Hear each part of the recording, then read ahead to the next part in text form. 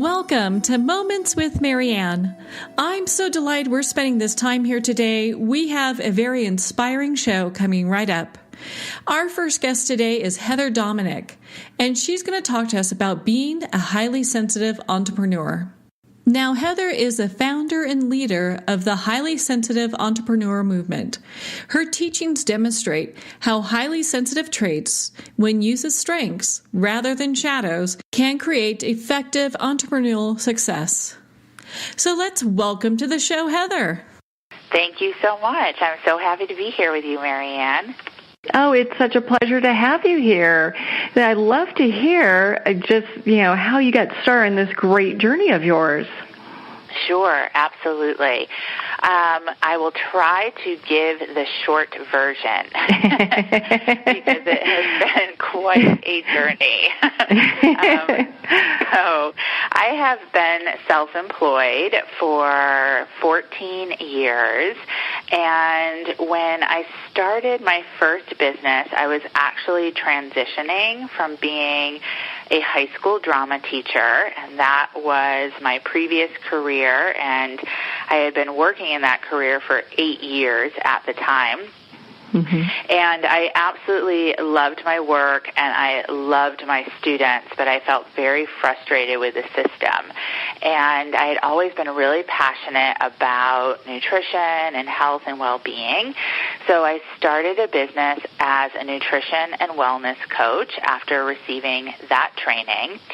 And I really went into it absolutely, completely naive, which probably in hindsight was a blessing.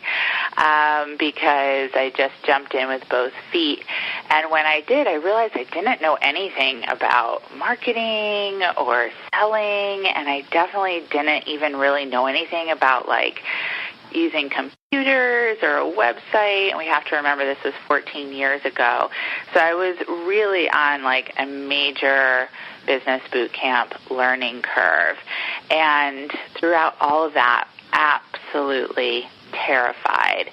So out of literal desperation and desire to survive, I started incorporating my spiritual practice into my business practice.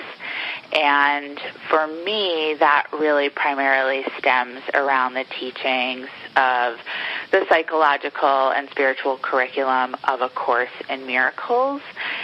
And that really, truly saved me, and things started to pick up, and I built up that practice to full capacity within 9 months' time.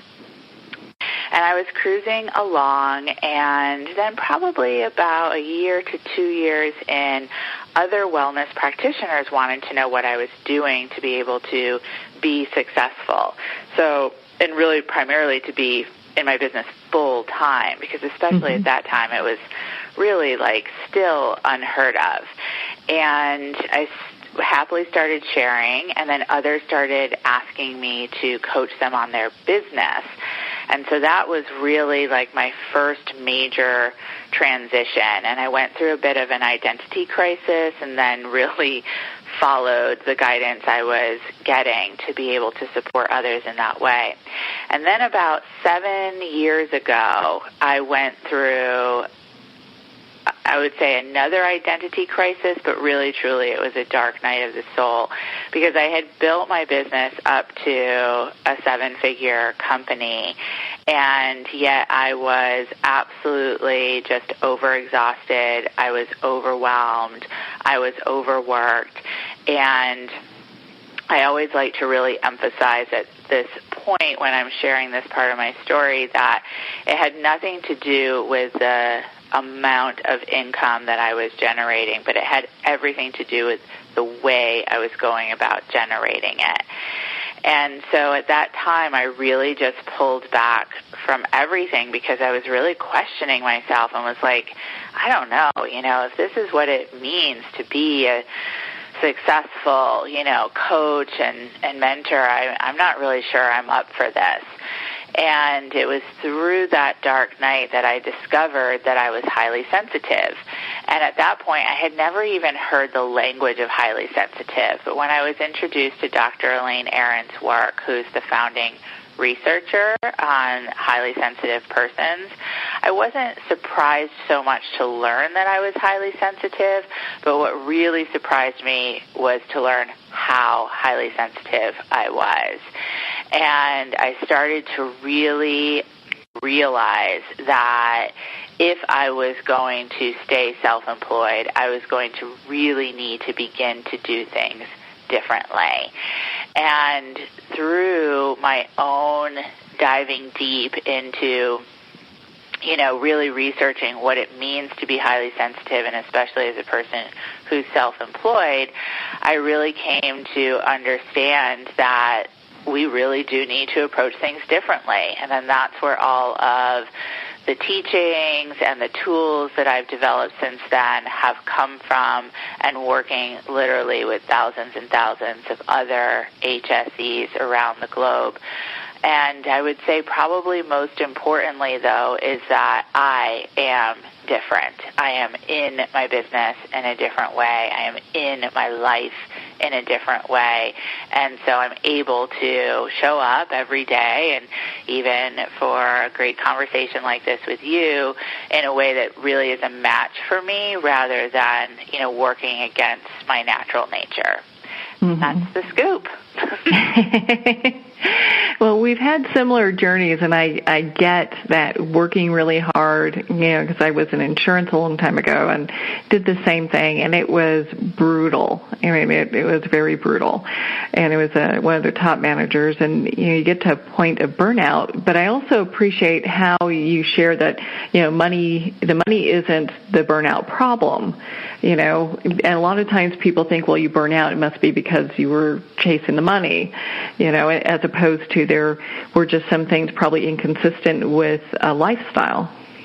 Yes, absolutely. And I would say even beyond a lifestyle, because those of us who are highly sensitive, one of the things that Dr. Elaine Aron really emphasizes in her work is that we were born into the world this way. And it has everything to do with the way that your nervous system is wired.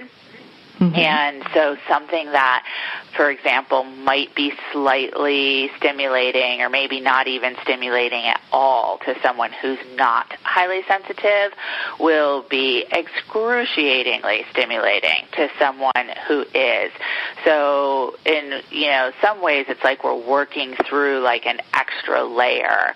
And so what I've come to identify is that when a highly sensitive is unconscious of their highly sensitive nature and in the process of being self-employed, that you tend to default to two primary coping mechanisms. You are either a pusher or a hider. And I was definitely a pusher. And what that means is that I would get anything done that, someone who's not highly sensitive could get done, but it would just come at a major cost to me, and typically in the form of health, right, and well-being. So, again, it definitely, I agree with you in terms of lifestyle, but it actually even goes much deeper than that. Yeah, well, and so for our listeners that are new to what it means to be a highly sensitive entrepreneur, why don't you share with us what that even means? Sure, absolutely. So, again, this is really, my work is founded on Dr. Elaine Aron's work, and the research that she did starting in the early 90s really identified, again, that if you're a person who's highly sensitive, it's not because of something that your parents did to you or that you picked up on the playground or that, because of a weird drink you had in college.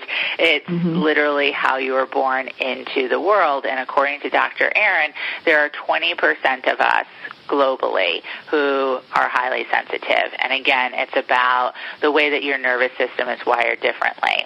When you apply that to being self-employed, I've really identified 12 top shadow traits which means that when you, again, are unconscious of the fact that you're highly sensitive, most likely no one really taught you how to be an effective, highly sensitive person as you were growing up. So you developed these shadow traits or these shadow behaviors. And then I've also identified 12 top strengths. And when you are able to cultivate your highly sensitive abilities, and they really turn into strengths, and sometimes I even like to say superpowers when it comes to being a service-based person who's self-employed. So just for, I won't go through all 12 because of time, but just for a brief example, some shadow behavior is that we can really go into overwhelm. That's an HSE shadow. To the part where it can literally just, render us, just completely shut down. We can definitely tend towards overwork if we are more, aligned with the tendency to be in that coping mechanism of pushing. We can also tend towards the HSE shadow of overprotection, and that is if you, again, are more kind of aligned with the tendency to go into that HSE coping mechanism of hiding. And other shadows are that we tend to be very perfectionistic, we tend towards analysis paralysis, we have digestive health issues, just a handful of shadows there. Our strengths as a person who's highly sensitive, which is why I've identified that those of us who are highly sensitive, we kind of get called to, if we're called to being self-employed, first of all, we kind of get called to service-based businesses, primarily like being a coach or a healing practitioner or a creative entrepreneur, because we have certain strengths, such as that, one, we are extremely intuitive. Another HSE strength is we're very empathic. Another HSE strength is that we are visionary, and we are also, another strength, spiritual by nature. We also have HSE strengths like we're very capable at deep listening and deep thinking and deep feeling. And again, these are all strengths that when you really learn how to hone them and operate more from your strengths than your shadows, one, it makes sense why you're being called to be self-employed as a coach, healing practitioner, or creative. But two, most importantly, is it can really serve you to be in your business in an entirely different way than when you're trying to operate from your shadows. So knowing the light portion of what makes a highly sensitive entrepreneur really, shine and work, how would that empower them in moving forward in their business? Yes, beautiful question. So first of all, the answer might sound a little cheeky, but I'm going to say, first of all, you stop feeling like a freak. Because those of us who are highly sensitive, and I can say this confidently, once, because I've gone through it myself, but two, I just hear it so often when highly sensitive step into my mentoring programs and receiving my teaching, I hear all the time, oh my gosh, like I really thought it was just me. And I really have been wondering all this time, all these years, what's wrong with me?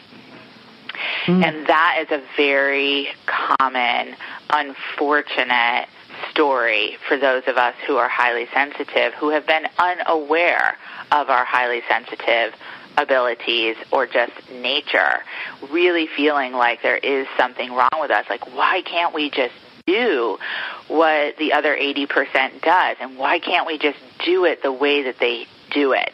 Why does it have to feel so hard, so laborious, like we have to go above and beyond to just, take care of a task that an 80%er seems to do, like, at the same time they're, taking in a breath. And so that's really first and foremost. And then from there, when a highly sensitive starts to learn how to approach things like marketing and selling in a different way, then literally everything becomes lighter. And I'm sure we can all identify when things feel lighter, you want to do them. And, so then more is created, and I always like to say being self-employed is a creative process, and you're able to also be more capable of handling when things don't work so well, which is also part of being self-employed. So rather than completely getting, knocked down and bowled over when this, that, or the other about a certain marketing or selling conversation doesn't go the way that you expected, you're able to rebound because you're able to respond from your strengths rather than react from your shadows. And those are just, some examples of how suddenly this whole endeavor of being self-employed actually becomes enjoyable rather than torturous, which is something that I also say a lot and have a lot of conversations about with those in my mentoring programs. It's like, you weren't called to be in business because, you're meant to be tortured for like the rest of your life. Like that's not what this is meant to be about. And so, wow, what a difference, right? Yeah, it makes such a huge difference. And it's interesting when people are very highly sensitive, a lot of times they are, and you talk about this too, where it's like bright lights and crowds, and there are different things that really are tough. And it takes a little while to figure out how to use these things to their advantage. Absolutely. Yeah. I mean, just even speaking of like, bright lights or loud noises, and then you think of traditional networking events, right? And I know that when I went to my first networking event, and I really feel like I will never, ever forget it, I remember like standing outside, like just absolutely shaking, like feeling so terrified and having to muster up like every single ounce in my being to be able to go into that room. And it wasn't just because like, oh yes, meeting new people can be scary, even if you're not highly sensitive, or talking about your business can feel awkward, even if you're not highly sensitive. But again, you add on top of that like a lot of new people, a loud, noisy bar, which is where this networking event happened to be, which I, learned were not necessarily the best places for me to network. And for many reasons, right? Right, yes, exactly, for many reasons.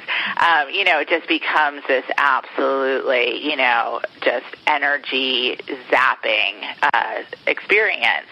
And that's not a good place to make business connections from, right? Like that's not a very effective energy. And yeah, it can be done differently for sure. It doesn't need to be that way. Well, it's nice because it gives people who are highly sensitive at least hope that they're not the only person out there, because, a lot of times highly sensitive people will try to isolate themselves because it's too much too much outside input. If they're empathic or intuitive. But those are such great gifts to use in a business sense. Absolutely. Exactly. Bingo, bingo, bingo. And just as you said, when you don't know how to really use them, then, what you just described in regards to isolation is what I refer to again as that coping mechanism of hiding.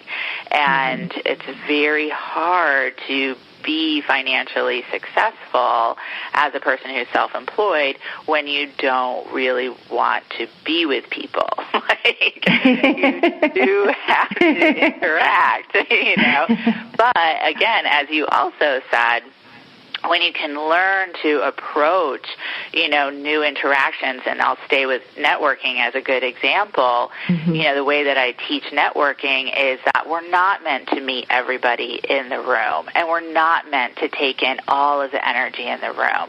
But what can be very effective is going into a networking experience with a clear intention. I'm going to meet one, maybe two or three exact right connections.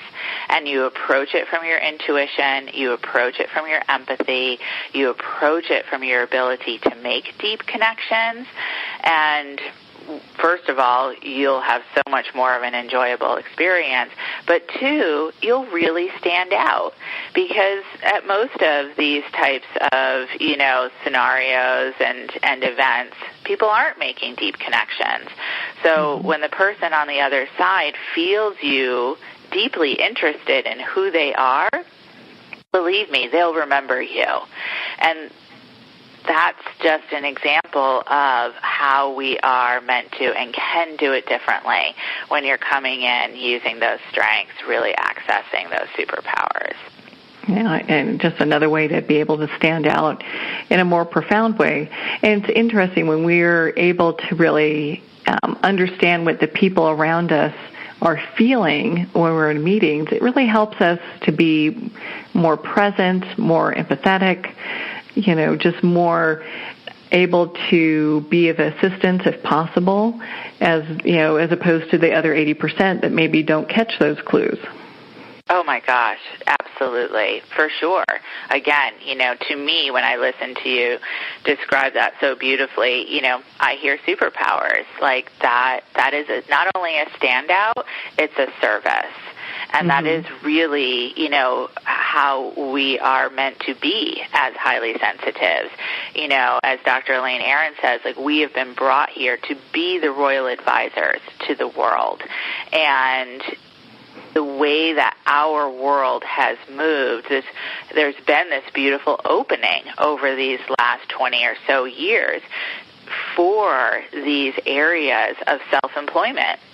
Again, such as being a coach or a healing practitioner or a creative entrepreneur, which barely existed 10 years ago, 20 years ago. But you can absolutely be a very financially successful Reiki practitioner or nutritionist or life coach or intuitive healer. You being able to use these gifts to step into being of service as the royal advisor that you were brought here to be, when you learn how to, again, do it in a way that, feels enjoyable, brings you into an experience of enlightenment rather than, crushing torture and, constant, sense of, I've either got to, push through or hide or, question myself consistently, why am I doing this? Why can't I make this work? When you remove all of that, it's like you literally are able to fulfill the reason why you were brought here. What do you think is one of the number one reasons that highly sensitive entrepreneurs hold themselves back? I would say the primary reason is fear, and I would say fear of being judged. And then, therefore, what that equals for those of us who are highly sensitive is fear of being unsafe. And through my work, what I've really come to be able to clearly track is that for most of us, somewhere along the line, we had that type of experience, if not once, then more than once. Because, again, being in the world wired differently, but not understanding that. So as Dr. Elaine Aron says, is that being highly sensitive doesn't come because of a traumatic experience. However, most of us who are highly sensitive have experienced some sort of trauma, and that exacerbates what I would say are HSE shadows. So we need to learn how to manage that fear. And manage that fear, and what I say is just manage energy in general proactively. And then that puts us in a space to be able to respond when energies are coming at us rather than react from those shadow spaces, from that sense of fear, from those coping mechanisms. And that's really so key, is all about, really retraining our minds, retraining our systems to be able to feel safe within our highly sensitive natures. Well, it's interesting. A lot of times when we move beyond those kind of pains or whatever it is that fear has developed from, we end up learning that the fear itself is the catalyst for giving us information and wisdom in order to help other people along our path. Absolutely. It always connects. It always connects. One of the things that I have been teaching for years, it's one of the foundational principles in my 6-month mentoring program, is that your ideal client is a version of you, and that you're not meant to be Moses on the mountain with everything perfected, but you're literally just a few steps ahead of those that you are meant to serve. And I always visualize it as literally just a few steps ahead on the path, and because of what you have experienced, as you just so beautifully described, Marianne, you're able to turn around and reach your hand back and say, take my hand. I can help this path be easier for you. That's really what it's about. Yeah, and what are some of the things that you see that entrepreneurs really shine when they greet? I mean, we talked about fear being something that kind of holds people back. What are one of the things that kind of propel people forward? And say just a little bit more, I'm sorry, about what you mean when you say what we greet. Is that what you said? Well, kind of like, how there's the shadow side and the light side. So when we're really embracing our gifts, which one do you typically see as the gift that moves people forward so quickly? Yes. So that is really intuition, really being able to embrace that HSE strength of intuition. And the key to embracing that HSE strength of intuition is trust. And if you've spent the majority of your life in your shadows and just working to try to overprotect yourself, right, to keep yourself safe, then that can really diminish that personal connection to the intuition and then therefore the trust in the intuition. So a question that I get a lot is, how do I know that this is my intuition versus my fear? And that's, the real process of strengthening a muscle, just like any other muscle, right? But boy, when an HSE really steps into that, it's Superman, it's Supergirl. It flies you over a lot of, the muddling that was in your way previously. Well, and for our listeners that are going, okay, well, I've got my intuition, how do I trust it? Is it just little baby steps? Well, I would say it's always baby steps for those of us who are HSEs, really, truly. And because being willing to take those baby steps keeps us out of overwhelm. And, that's just a point of contention for a lot of HSEs, is because we have that strength of visionary, we can often really see the big picture, and then we get frustrated and overwhelmed with but I don't know how to get there. So, that's really first and foremost is baby steps and being willing to be in practice. So I always say that 3 of the key elements for an HSE's success is community, core practice, and consistency. And if you're really able to embrace those elements that can really support you, then learning to trust your intuition becomes so much easier. And then when you want to break it down from there, I would say, it's becoming conscious, adding in a 4th C. I remember when I was really doing this for myself, and this was even before I ever, I had no idea that I would be mentoring others in this way. But I remember going into a grocery store and kind of just giving myself the task. You're going to shop from your intuition. You're not going to shop from your list. You're not going to shop from, the outer aisles to the inner aisles, the newspaper articles tell you to do. Just follow your intuition. What are you meant to get at the grocery store today? And, so simple practices like that, but used consciously and then consistently, builds a muscle. Again, just like any other muscle, right? You can't go to the gym once and be like, why didn't anything change? Like, you go to yoga class consistently, and then after 30, 60, 90 days, you're like, wow, my body feels different. I can do this pose in a way that I couldn't before. Same thing with your intuition and any of the other HSE strengths. Yeah, move that forward. Well, Heather, where can people connect with you and be part of your community and learn more about the work that you're doing? Yeah, thank you so much. Well, I would say first and foremost, if as you've been listening, you're starting to have an inkling of, oh my goodness, I think I might be a highly sensitive entrepreneur, I would say go to the quiz that I've developed. It's a free online quiz, and you can find that at hsequiz.com. Take the quiz. It's not overwhelming. It's specifically designed for those of us who are highly sensitive. And after you take the quiz, you'll find out if you are not highly sensitive, first of all, or if you are, if you're either somewhat or super, or like me, you're super uber highly sensitive. And then with your results, you'll receive a free HSE success guide that will walk you through the first steps of how to really begin to work with this. And I would say that would be a beautiful and important place to start. So again, that's hsequiz.com. Oh, Heather, thank you so much for taking the time to be on the show with us here today. Thank you. I've so enjoyed connecting with you, Marianne.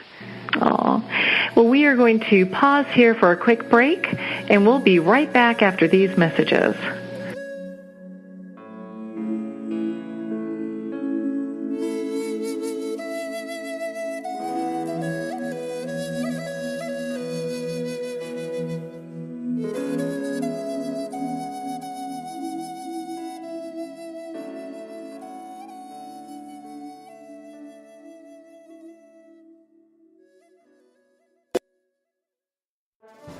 Internationally recognized and award-winning author Judy Goodman works and teaches outside the box of limited thinking. Working with people from every walk of life, her goal is to empower you to be the best you can be, no matter what the challenge is. Born with the gift of seeing beyond our normal vision, she has an extraordinary gift of working with every challenge. Teaching beyond conventional wisdom, her work is described as life-changing. Visit judygoodman.com. That's judygoodman.com.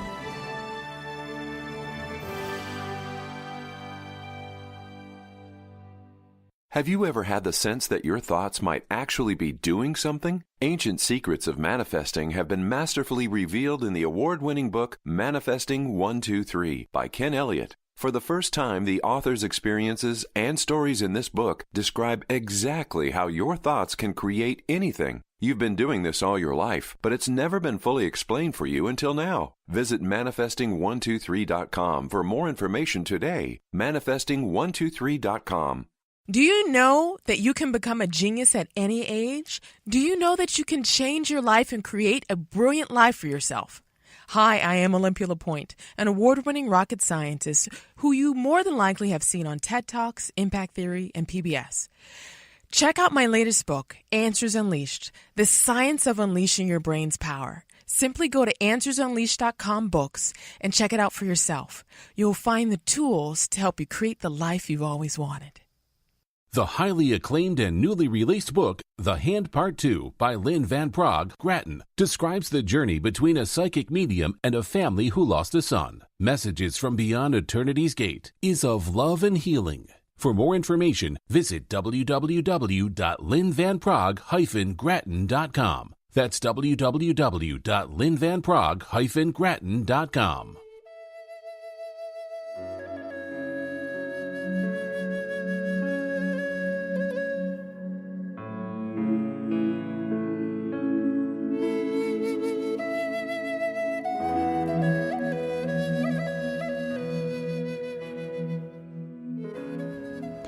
Welcome back to Moments with Marianne.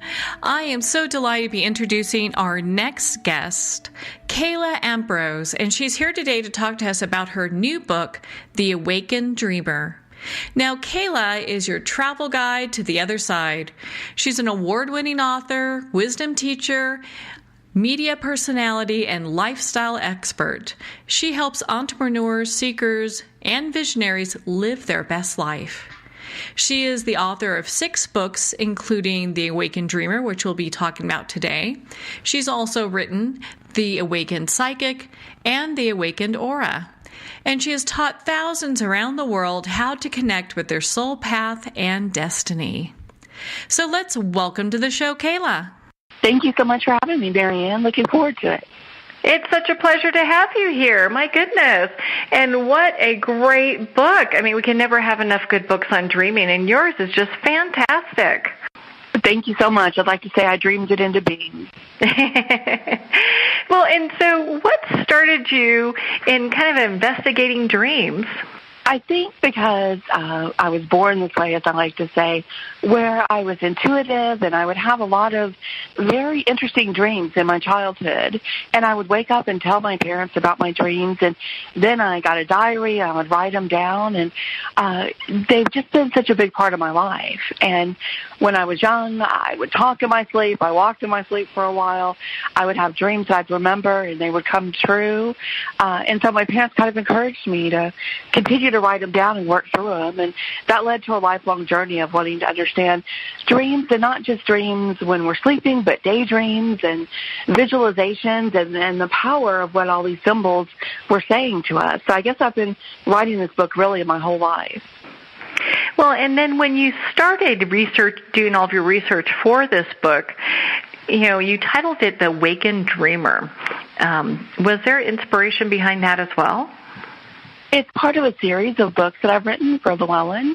Started with The Awakened Aura, and then The Awakened Psychic, and this is the third in the series, The Awakened Dreamer. And I teach what are called esoteric teachings, the old wisdom school, mystery school teachings. And that's my primary passion and focus and job, is to teach students who want to explore themselves at that much deeper level. It's a lot of self-introspection. Who am I? Why am I here? What's the purpose of me and the universe around me? What's my destiny? And so The Awakened refers to that going beyond just a book on dreams or a book about auras or whatever it is, but where you become the center of it. You awaken, and your consciousness takes this information in and does with it what you're meant to do for your destiny. Well, and so you've got such great information in this book, and I like how you started off about how to remember your dreams. Do you have some tips for our listeners that you'd like to share with us? Because I know that's, like, you get some people that say, gosh, I never remember my dreams. Or maybe we have a dream and, gosh, wake up in the morning, it's gone, Yes, and I have some people that argue with me that they don't dream, and I'm like, trust me, scientists have proven everyone dreams, even your pets dream. You've probably watched a pet dream. And so, first of all, everyone does dream. It's a way that we process, and I outline that in the book. How some dreams are teaching dreams, some I call night school, where you're going to the other side and learning things. Some are processing things that happen to you that may have been, stressing you throughout the day. And dreams are a great way where you kind of work that out. Your subconscious and your higher consciousness takes over and helps you process through those things and relieve the tension and the stress from your body. Some of the easiest ways, really, to remember your dreams is, first of all, to tell yourself you're going to remember. Before you go to bed at night, say, I know I'm going to dream, and I want to remember my dreams, and please help me remember my dreams. And when you're saying that, you're speaking to your higher self, as I call it, that higher part of your consciousness that is going to help you do that. The second thing is to really keep a notebook or your smartphone or a recorder by your bed. And as soon as you wake up and that dream is fresh in your mind, you need to say it right then. Speak it out loud. Wake up your partner if they don't mind. But if not, talk into your smartphone, record it, write it down on a piece of paper, whichever way works best for you. That some people wake up in the middle of the night, so they don't want to turn on a light, and write it down so it's easier to just speak it quietly into their phone or a little small recorder you keep by your bed. And then you can review it later. And some people draw as well. If you're not big on writing, draw symbols and draw a picture of what your dream was about. And even that will help you later to interpret interpret it and see. So it's really just starting with the understanding that you're having a dream, and when you wake up, you have to say it right away. Because once you start talking about your day or thinking about what's happening, it dissipates. Like the dew in the morning sunrise, it's gone. So you've got to get that dream dew before it evaporates. And moves on from there. Kayla, what's the most common dream interpretations that you come across? I think what people have said over decades and decades since it's been recorded, that there are very common types of dreams that people have over and over. The fear of falling, the fear of flying and crashing.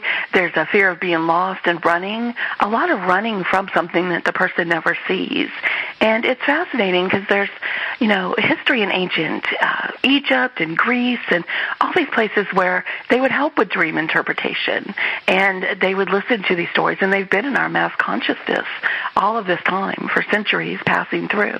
And it's kind of the human condition, those ones that are the most common. And what I say when I help people with dream interpretation is really to understand that while you can read these books, we all have these books that are 1,001 Dreams, what the symbols mean, and they're good to look at because they do give you some helpful information.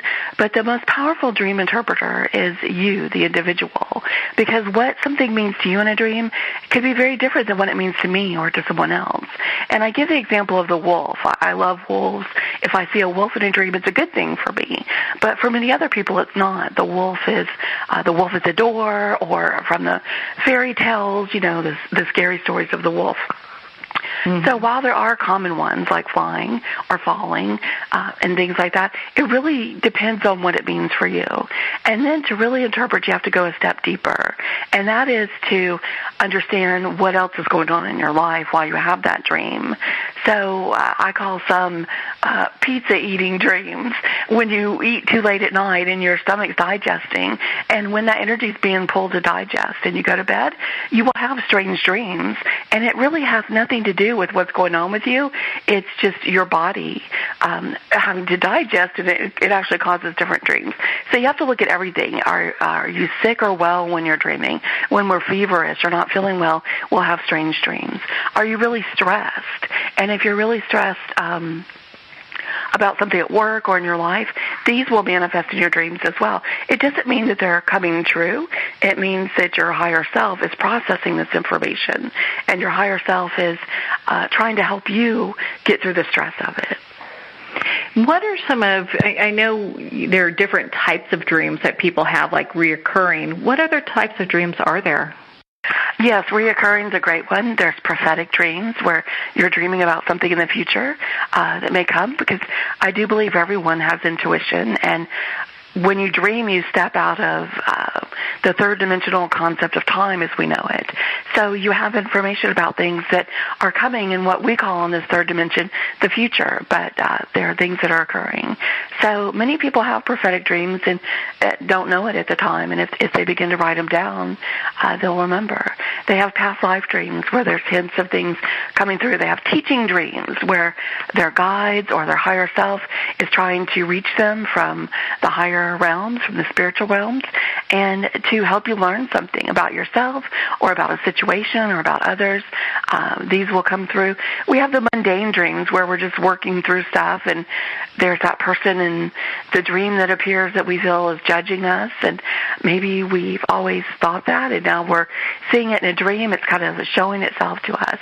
And it's important to learn to interpret between those two, because it may just be your fear creating that dream and not really that person feeling that way. It could be one or the other. And that's the rabbit hole of dreams, as I describe. As you go through them, you really have to kind of divide them up and look at them clearly in the light of day and compare with what's going on in your life. And that's why I did the book, though, with all the exercises, so that you can do all this and create your own dream journal and become a dream expert yourself and learn to interpret your dreams and those for others. And then take it a step further. I go into daydreams, like, hey, let's do this. Let's put this energy that we get with dreams, and let's learn how to manifest this in our daily life. Let's use daydreams to achieve our goals and our wishes wishes and our hopes. And then let's go down the rabbit hole and lucid dream and learn how to change our dreams while we're dreaming. And there's so much to dreams. And I'd like to say, hey, am revealing this for the first time, but honestly, this was taught in the ancient mystery temples back in Egypt and Greece and India, and all of the ancient civilizations worked with dreams to help people in the healing temples and the wisdom temples to understand their dreams, to diagnose medical illnesses and problems, and how to help the person get better on the mind, body, and spirit level. And I hope in the future we go back to that, where our dreams are listened to, as well as our symptoms that we explain to our medical personnel and say, this is what I'm feeling. And there are researchers and scientists now documenting this and tracking dreams where people have had prophetic dreams about an illness or things to come, and how it shows. And that goes back to my aura book, where I'm talking about these things manifest in the aura, the energy body outside of us, before they manifest into the physical. And so one day I hope it all ties in, where we can dream about it, we can sense it in the aura, and stop it there and correct before it does come what we call dis-ease in the body. But I'm a big dreamer. Without a doubt you are. Well, and it's good that people can look at different things, because a lot of times when people think of dreaming, they don't think of daydreaming as even a tool that they can use, you know? Yes, and I write about all of the geniuses and visionaries and entrepreneurs that used it, from Edison to Tesla to, I can't remember so many of the different entrepreneurs I list in the book, who would use this very simple technique. And what they would do is put something small in their hand, like a little copper ball or something that would make noise when it dropped on the floor. And they would sit in their chair, they would walk away from a problem they were having that they couldn't figure out, and they would sit in the chair and set a timer of some kind if they had it, or if not, they'd put something in their hand like a copper ball, and they would tell their higher self, I'm going to try to figure out this problem, and I'm going to dream on it right now and get the solution. And so they'd either set the timer or have someone wake them in 15 minutes, or they would hold this like little ball in their hand, and they would go to sleep with that intention and take that quick nap within 15 minutes. And when they fell into the deeper set place of dreaming, when the cycles of sleep, we go into that deeper cycle. When they fell into that, their hand would relax so much that the ball would drop and it would wake them up. Or they would have someone wake them up within that 15-minute period, because that's the period where you're dreaming. If you go into the deeper cycle, you forget about your dream. And if you wake up in that deeper cycle, you'll say, oh, I didn't have a dream, because you're just in that sleepless sleep there, that deep sleep.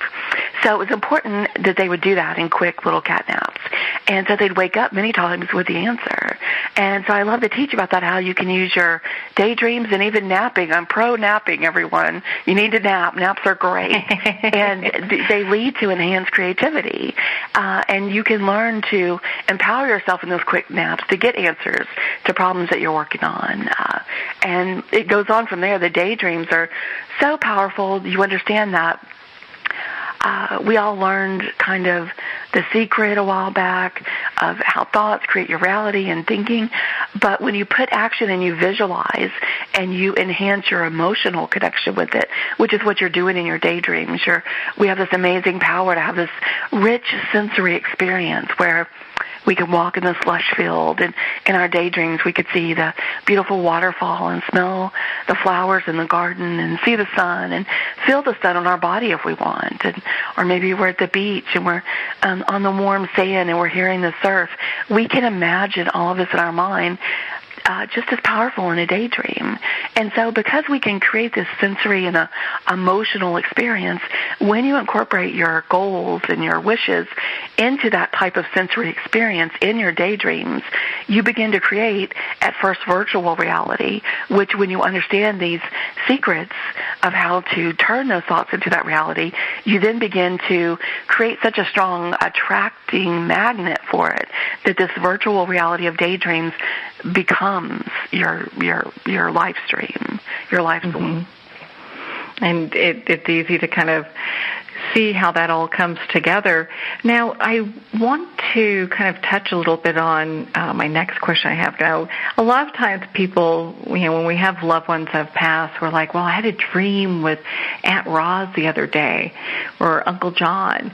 And they, is that our loved ones coming to see us? It is, and I teach a lot about this and do a lot of work in this field, and have talked with some other experts who do this type of work as well. And we all seem to have the same experience, and I've noticed this with our clients, that when someone passes, many times people will report feeling them around them, that they'll stay for a couple days and they feel the presence of their loved one in spirit around them. And then after a couple of days, they'll have a dream. And in the dream, the person looks at their best, looks the best they've ever looked, which tends to be for some reason around the age of your mid-30s. And they see the person happy and smiling and looking fully restored.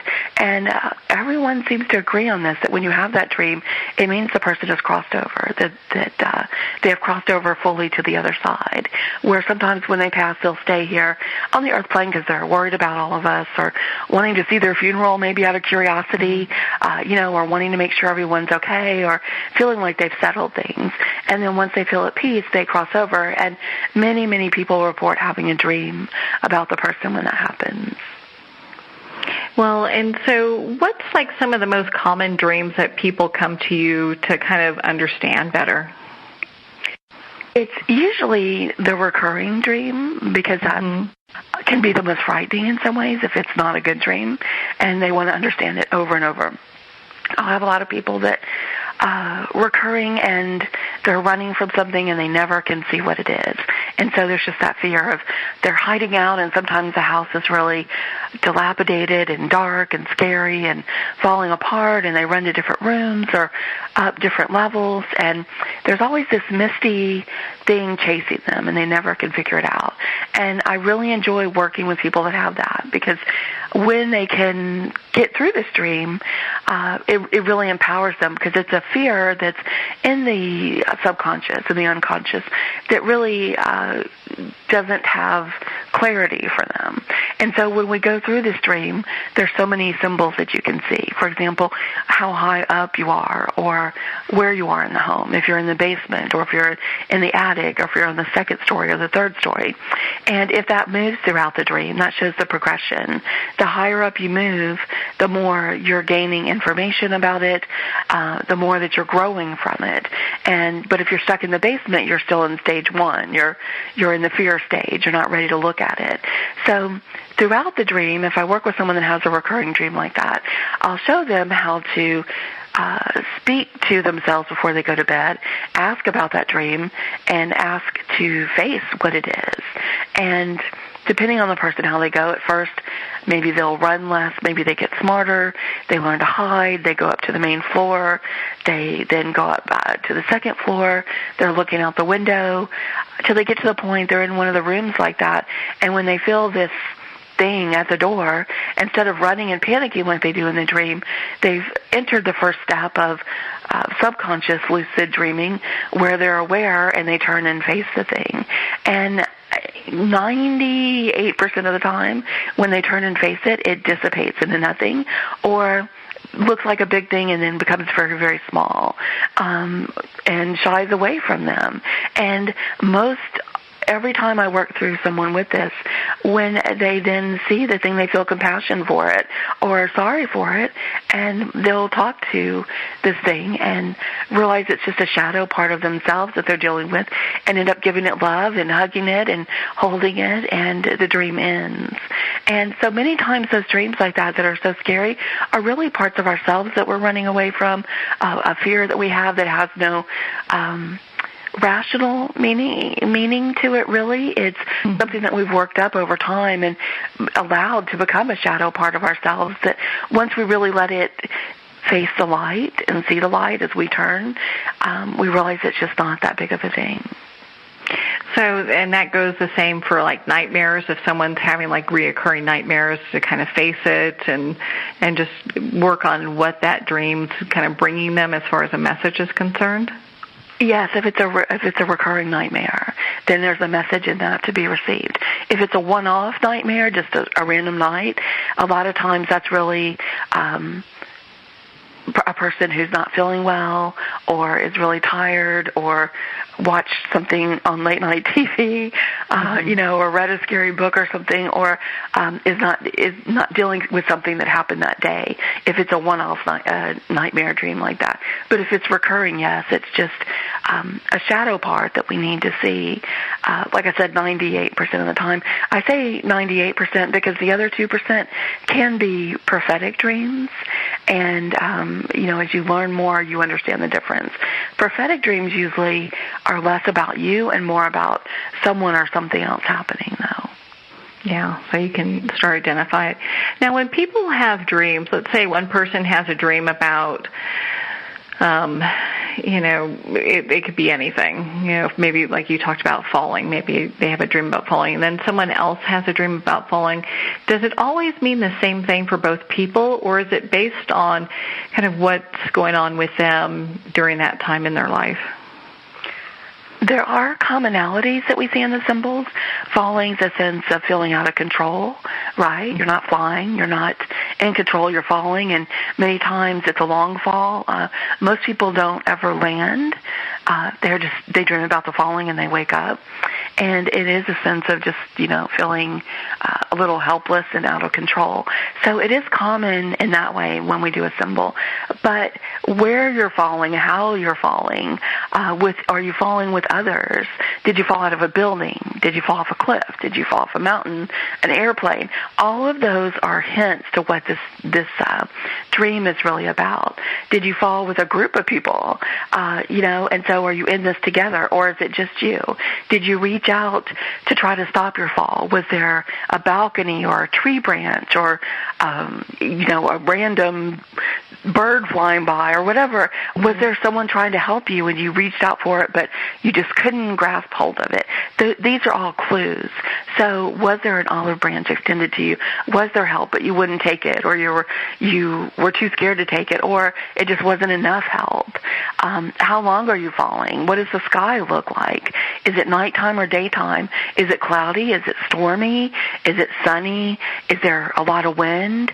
All of these are clues to the emotional and mental state that's connected with the falling. And that's why, it's so frustrating when you're trying to figure out a dream, but so amazing, too, because everything is a clue. Someone falling in a sunny sky with no one else around and nothing to stop their fall is a completely different feeling than someone in a storm being battered around. Maybe they see the sea below and there's a ship with a searchlight looking for them, people calling out for them. They go past a balcony with someone seeing them. Completely different experience of falling. And so that's what's so amazing and why you have to write it down, because every little detail in your dream is a clue to what you're feeling that sense of hopelessness or fear or out of control sense about that gave you the falling dream. Can you tell I get excited? Oh, I could tell. It's so fascinating to listen to about all these things and how it works. So I've got to ask you, what has been one of the most bizarre dreams that you've helped someone interpret? Oh, my gosh. I'm sure there's a lot, right? Yeah, and some of them were my own, just trying to figure out that I'm like, what does this mean? Because sometimes it's easier to interpret for another person than yourself because you're so caught up in it, right? Where I see other people's dreams so clearly that, it makes it. But I did have this person that dreamed of water all the time. And they would take water and be able to grab the water and make cubes out of it. They were making cubes of water like Jell-O and eating them. And they were like, I have this dream once a week. What does this mean?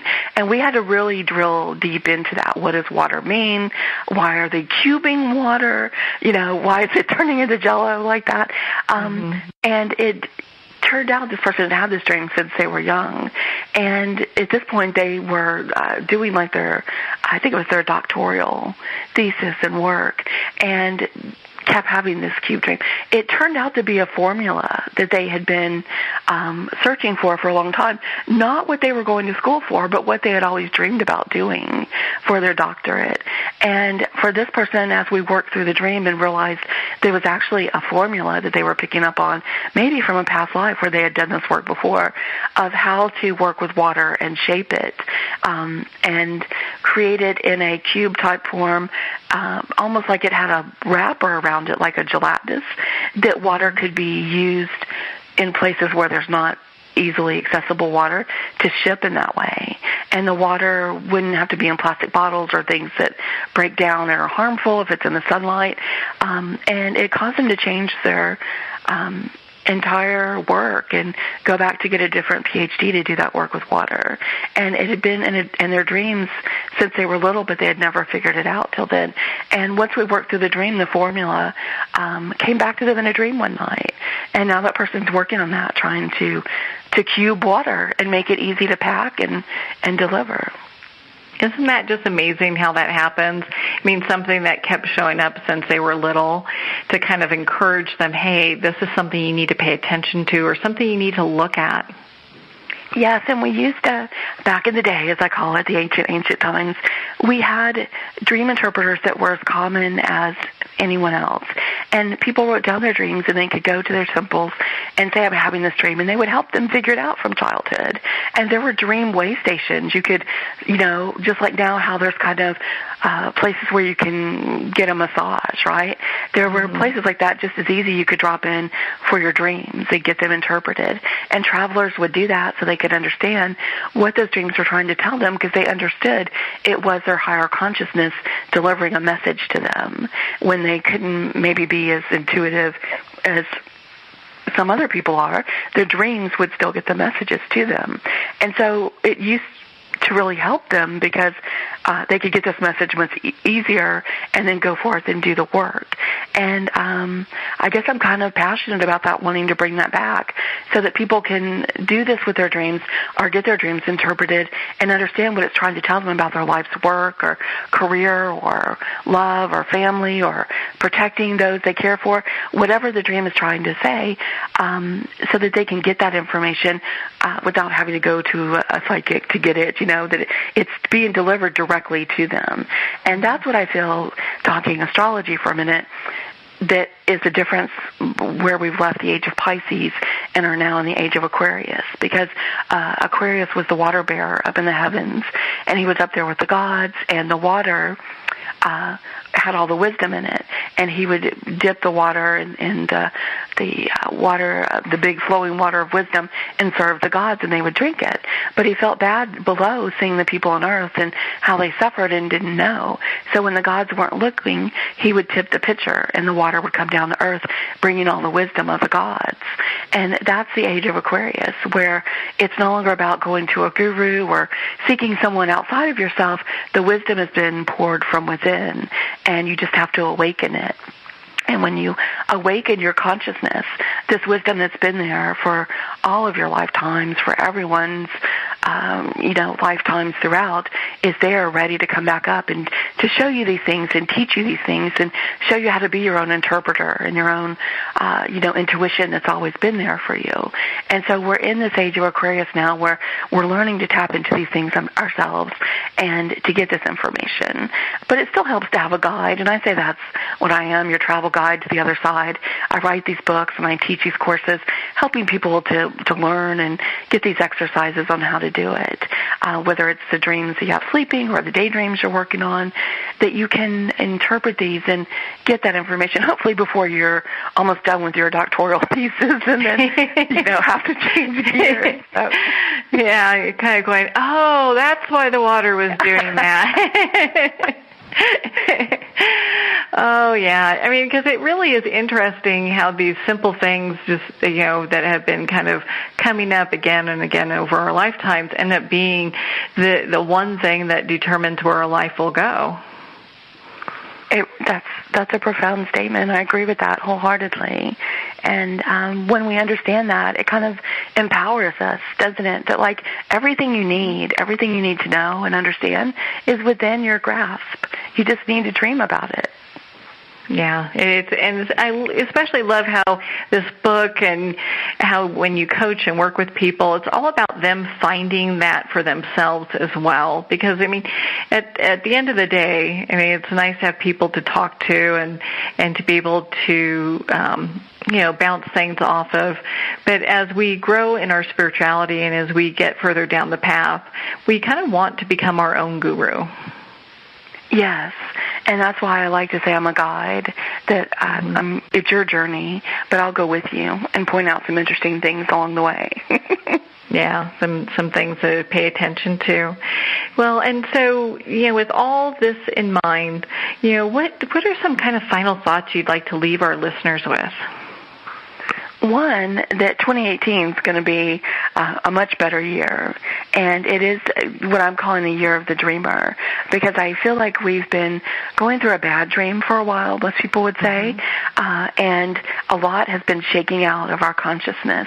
And whenever we're about to have a great, new, big experience, it gets messy beforehand. It's always darkest before the dawn. Pick whichever saying you want. You've got to break a lot of eggs to make an omelet, whichever one suits you.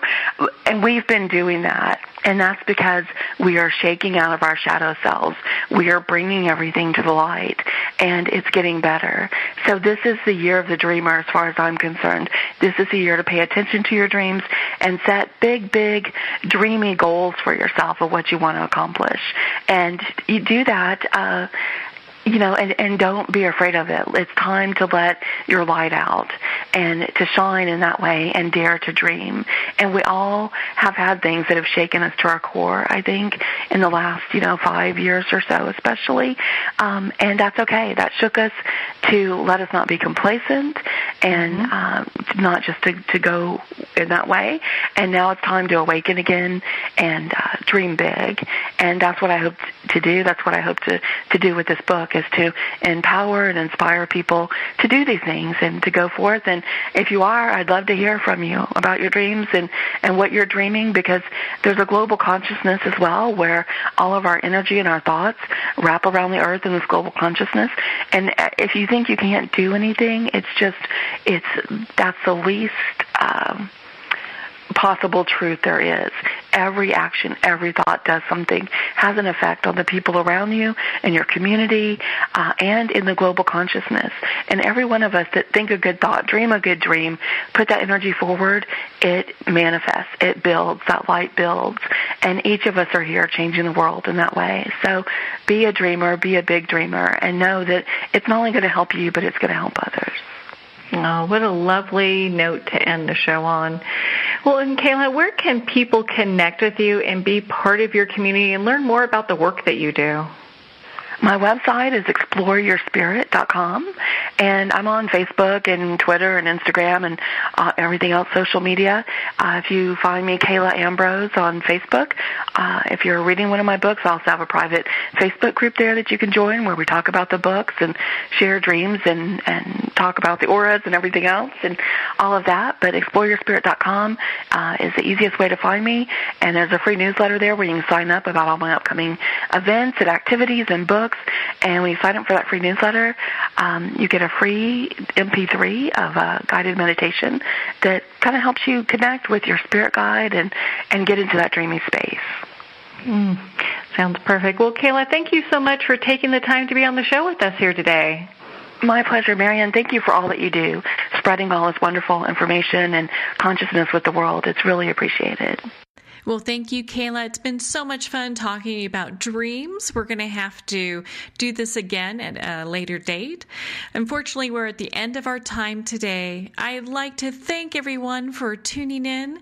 You've been listening to Moments with Marianne. And remember, make every moment count.